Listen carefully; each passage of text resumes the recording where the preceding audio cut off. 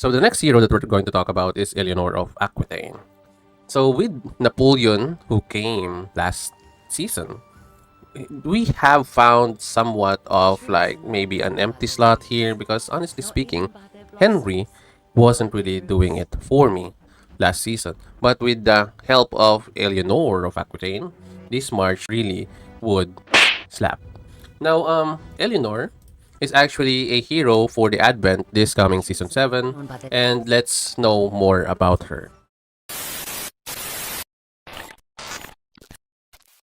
So we have here the commander skill of Eleanor, which is called the Diplomatic Artistry. This one reduces your troops damage taken by 20% for 3 seconds. After that 3 seconds, deals strategy damage to 3 enemy troops around the hero. Now the damage percentage is actually good with 400% plus your strategy bonus. And this recovers your troops unit with a recovery rate of 100% strategy bonus also. Now also grants 100 initial rage upon entering battle. The only downside is that this rage cost is actually 300 and you will have a little bit longer time in order for you to activate the rage cost. But do not worry because this is a hero that is also a rage consumption user or rage giver, if I'm not mistaken. So we have here her signature skill. So it's called Regent, wherein it is a passive skill. And after entering battles, this one increases the battle or the damage, sorry, of your troops' first commander skill by 15%, and the second commander skill by 30%. Now, please let me tell you first why I think the first commander skill of your Napoleon is quite better than your second commander skill, wherein your commander skill second here is 30%. First is because your Napoleon is going to hit your first commander skill ever before you drop your life to, let's say, 60-ish%.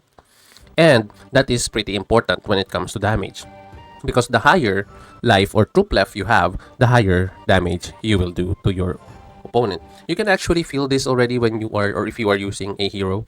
The lower life you get, the lower damage you actually also deals. But here, as I've said, you will deal more damage if you have more life. So, honestly speaking, they have increased the second commander skill by 30% instead of the first, because the first one is pretty OP if you have the right tools and the right heroes. Now, next up, we have for the first 12 seconds after entering the battle, your troop recovers 8 rage per second. Afterwards, reduce your troops rage to 4. Now, we also have here when your units falls below 80%, know this fact, reduce the damage taken by 12%. Plus, you have an additional strategy bonus that would increase this even more, and increases the commander's strategy by 100. That is actually also another good one here, 100. Now for 9 seconds. Now afterwards, recovers your unit, recovery rate at around 100% plus another strategy bonus. And additionally, reduces the damage taken from your troops by 6% until the end of the battle, triggers up to once every 20 seconds. So it means that you are going to be tanky for a while, especially after 80% or 20% of your life is lost. Now, when unit falls below 50%, recovers your unit's rage by 100 to deal another, of course, commander skill, and clears all silence and slow down effect. So it means that this hero has a purification or debuff in a way, or not debuff but rather just, let's say, purification in a way, wherein you can cancel out or dispel some of the controls that you have on your troops. The only thing here is that this triggers once every 60 seconds, so that's only the downside of this unit falls below 50%. We have the Regent here. Regent Finch reduces your troops damage taken by 8%, now with strategy bonus, and it's for 12 seconds. Now, when your troops rage exceeds 80% of the limit, your troop has a 100% chance to gain silence immunity, which is pretty good if you are up against a player who is using a silence skill, like players who have an ever-fling wing rings. Let's say pretty much the Suleiman March or Tactician heroes. And increases your commander's strategy damage dealt by 12%, which is pretty damn good. And also, this one has a strategy bonus. So this is for 5 seconds.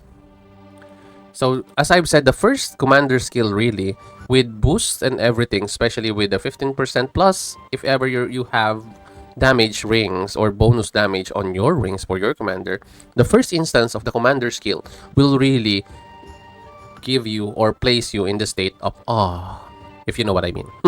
Now, next up, we have the other customizable skills that you can use on Eleanor. We have here Fervor. Is it an option? I don't want you to go there. But there is another option that if you want more rage, I want you guys to get the Roar of Victory. Free-to-play players, low spenders, Fervor, okay, fine, you can do it. But I think rather go for Enrage Strike so you will have a damage at the same time. Now, Roar of Victory, I think, is an option if you don't have a Saladin because other players are going to choose this March without a Saladin. They are, especially if they are gunning for a instant damage build. Because there are going to be two builds that I'm going to share with you guys. Now, another one that is pretty important is the Immortal Army. Because this has a recovery of 330%, which is pretty damn good. And it slaps. Now, it has also a 100% chance to purify all your heroes' attribute debuffs, only those debuffs obtained in battle. So, like for example, your silence, your slows, and other debuffs. Like also your incapacitation can also be cancelled out by your Immortal Army because it's also a debuff. Let's see if your Eleonor of Aquitaine is good as a low spender because most low spenders are going to be on the first or third star. For the first star, for the first 12 seconds of the battle, Regent recovers additional 2 rage per second, which is I think the rage that we have seen in the signature skill. Afterwards, recovers an additional 1 rage per second. Now we also have the third star here, wherein after entering the battle, increases the damage of the first commander's skill activated by your troop by 15% and the damage of the second commander's skill by 30%. Now this is where you can actually get your instant damage that I have said for your first commander skill is pretty important for me rather than spamming the rage. Now we have here the 5-star. This is where you will know if you are going to or you have to max out the hero or not. When your unit falls below 80%. So this is actually the free or the added bonus that you can get from this one. Additionally, increases the commander's strategy by 50 for 9 seconds. And then when your troops or when your unit falls below 50%, immediately recovers rage by 100% and improve your silence and your slowdown. Okay. Now, for the 3 stars, it's pretty much important. So I guess it's safe to say that as a free-to-play player, you can run this march even without 5 stars because this 5 stars is just, for me, an additional. You can run this march even if not 5 stars with your Eleonor of Aquitaine. I'm just saying this for the part of Eleonor. So for me, this is a free-to-play player or low spenders friendly march with your Eleonor. So, what do I think about Eleonor and this march? I think Eleonor is another hero that slaps. So yeah, we have here the first march that we can actually, or I can actually give you some advice on. And also we have another march after this that I think is the march that suited the instant burst damage. Now we have here Napoleon and Saladin. So this is the skill build that I want you to get if you are using this march. The rings that I want you to get is actually a little bit expensive in a way because you need Azure Moon. Although Azure Moon is only 1,600 jewelers mark, pretty affordable still for low spenders or free-to-play players. It is affordable, but it's not cheap. We have next, I think you are going to need this ring really, the Ring of Tranquil Water, because who really doesn't need the Tranquil Water ring? That is actually my second one there, and the last one that I can think of is actually the Regent, or sorry, the Skyward Knight ring. This makes this even more better with the damage. Now there is a ring that you can switch for your Tranquil Water here, and that is actually your Lofty Mountain. Where's that? Here. Now this build right here, I think is safe to say for mid-spender to whales or krakens. But if you are a free-to-play player, there is still a way wherein you can actually do this march. For me, you can do a Ring of Serpent in here. Where's the Ring of Serpent? You can do a Ring of Serpent to deal the damage here. And then you can do Steel for me, this one. If you can purchase it, why not? You need really to get that one. Also here, if you cannot get your hands on a Skyward Knight, I think what you can use is get your hands on the Lofty Mountain for your Saladin here instead. And then get a good, let's say, chunk of healing here for your Eleonor, which I think It's safe to say that you want to get your hands on the Falcon ring because it really gives you a lot of healing also. So this one. So for me, this is for low spenders or free-to-play players because this ring of Serpent and the Ring of Falcon is very cheap in the Jeweler's Mark store. The only one that is actually I think at 1,600 Jeweler's Mark is this one, the Lofty Mountain. You can be a little bit more tanky if you want to be more tanky with the Tranquil Water, but I think this healing here will suffice, that one.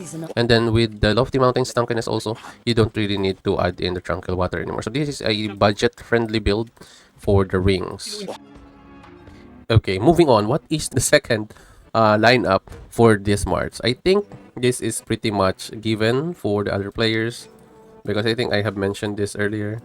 We want to have, we want to have, we want to have your Zhugliang here. So this is actually my experience on the field, and I know a certain player that loves this March also, and I have proven that this is actually a good March. Now, let's talk about first the rings of this lineup. So the rings here that I want you to get are these rings. This is pretty much important. This is, I think, one of the best damage dealer out there. Especially, it can burst the damage of this lineup. Okay. So first of all, your Napoleon will have your Ever Flaming rings. So these are just for the players who can afford, okay? These are the rings that you can get. So you also have here the ring of Lofty Mountain and the ring of the Skyward Knight. Why does this work so well? Number one, your Zhugliang will give your Napoleon stats, number one. Also, with the help of his skills, this one, the second signature skills, you will be tanky, especially on the first instance of the fight. You will use the tankiness, really. Plus, additional damage added to that. Your Napoleon will really have a good time on the first instance of the battle. Now, also with the barring of the Eastern Wind, you will have activation chances plus additional extra damage, which is very crucial on the first activation of the commander skill, which will give you the burst that I am talking about.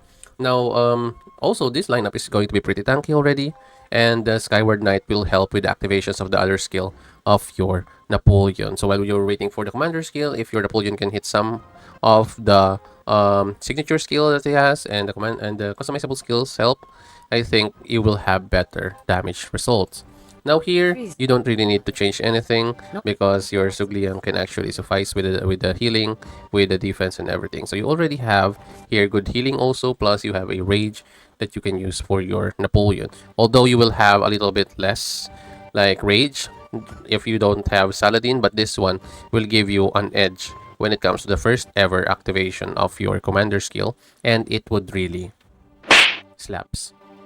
Now, also this ring here, Everflame Wing Rings, if you don't know yet, you will do burn at the start of the fight with the chance of getting silence at the start of the fight. If you are using it on Napoleon, the first instance of attack, you will have a chance to get silence right away. And another pretty neat thing that is added in here is the enemy troops strategy damage taken will be increased by 5%, meaning your first ever damage will be even more stronger for your commander skill. Also, the other skill damage that your Napoleon does will also be amplified.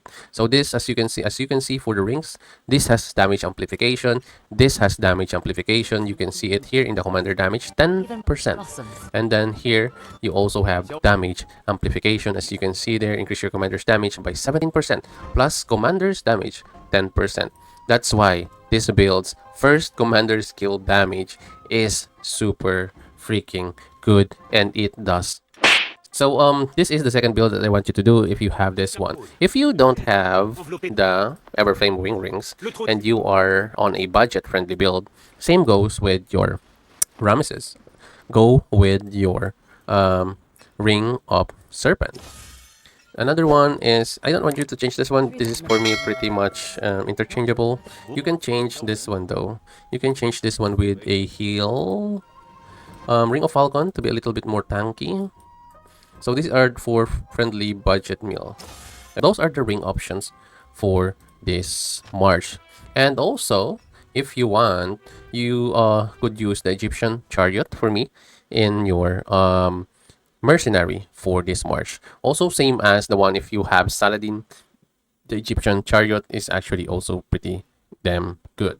So this is, I think, the top tier if you're going to ask me when it comes to burst damage. When it comes to spam commander skill, I think your Saladin will be the one that should be here.